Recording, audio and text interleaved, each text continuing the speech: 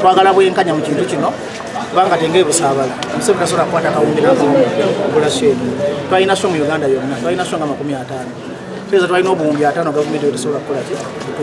twagala bwenkanya mu musango guno twagala kulaga nti Uganda ekyafugibwa amateeka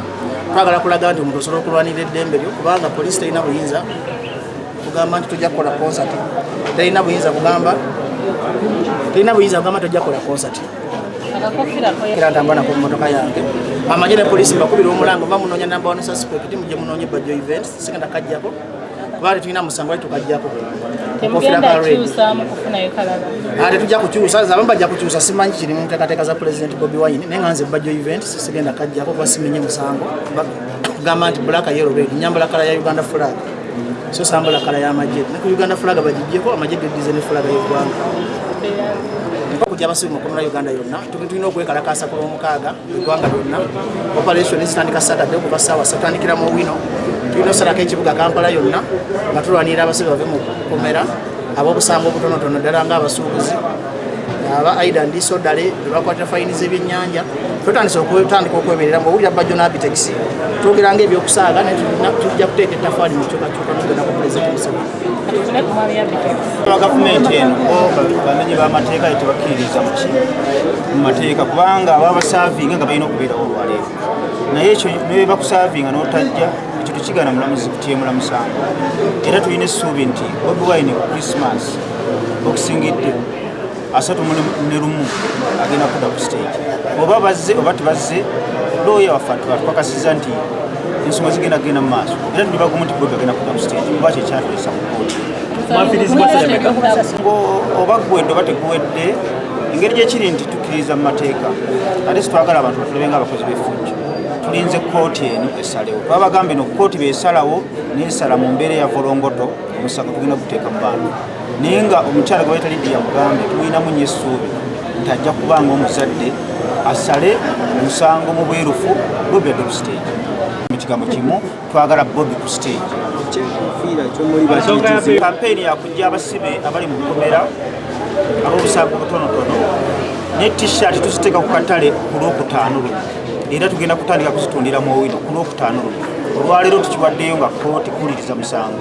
ku Lwokutaano t-shirt ya $1,000 tudduka ku lunaku lwa independence twagala kutaasa bannaffe abali mu kukomera ekyo embeera eyo teri mu byabufuzi twegatteko ku Lwokutaano bwe wakujja t-shirt wali ku Owino Friday lwaki sibasiiba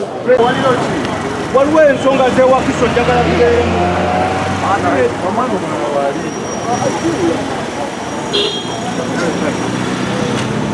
mujjukira omusango guno twagufayiringa mu mwezi ogwokuna omwaka guno era kooti nekola enteekateeka mu mwezi ogwokutaano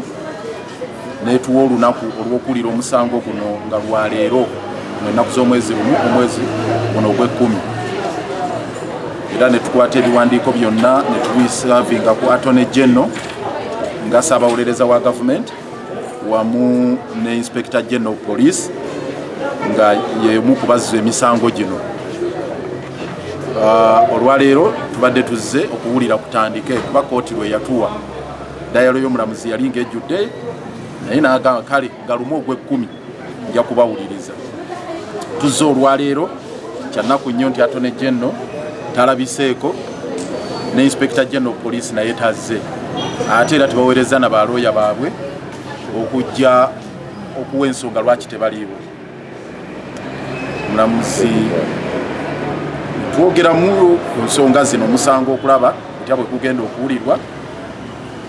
mulamuzi n'asalawo n'agaa kale kabaweeyo omukisa gumu okudda nga ennaku z'omwezi 3 omwezi guno omusango guwulirwe kubanga tumunnyonnyodde nti ekiragiro poliisi kyeyawa kinyigiriza nnyo abateesiteesi ba Kyalenga extra concerts ne tiimu yonna enteesiteesi ya Kyalenga concerts Abitex Bajjo events wamu n'omuyimbi omukulu ku tiimu eyo akuliramu enteekateeka ezo nga ye Bobi Wine tugamba nti mulamuzi netumunnyonnyola nti ekiragiro kino kya bulabe kisookera ddala eri abatesitesi bakyalenga concerts ate era n'eri Honorable Bobi Wine mu kisaawe kye eky'okuyimba kubanga eyo kaaliya ye oba mulimu gwe ng'abalina emirimu emirala gyonna egiri mu mateeka. Kooti nekkiriza negamba kale kubanga tumunyonyodde omulamuzi nti buli gye byeyongera okulwawo n'okulaba nga kaaliya ne bizinesi z'abantu bano zongera okunyigizibwa. Ate nga mu December tulina Christmas season. Christmas season eyo ebeeramu ebivulu bingi. Festive season eyo ebeeramu ebivulu bingi. Christmas kwennyini, Boxing Day n'ebirala mwe muli n'enkuuka era ojja kwesanga nga babaga nti omuyimbi oba Bobi Wine nono tebajja kuyimba n'ebirala. Kale tusaba omulamuzi musango guno aguwulire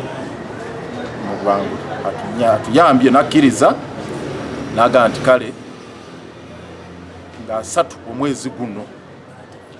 nga 3 mu lumu omwezi guno singa 3 nga 3 mu lumu omwezi guno ogw'ekkumi ekugenda okuwulirwa then oluvannyuma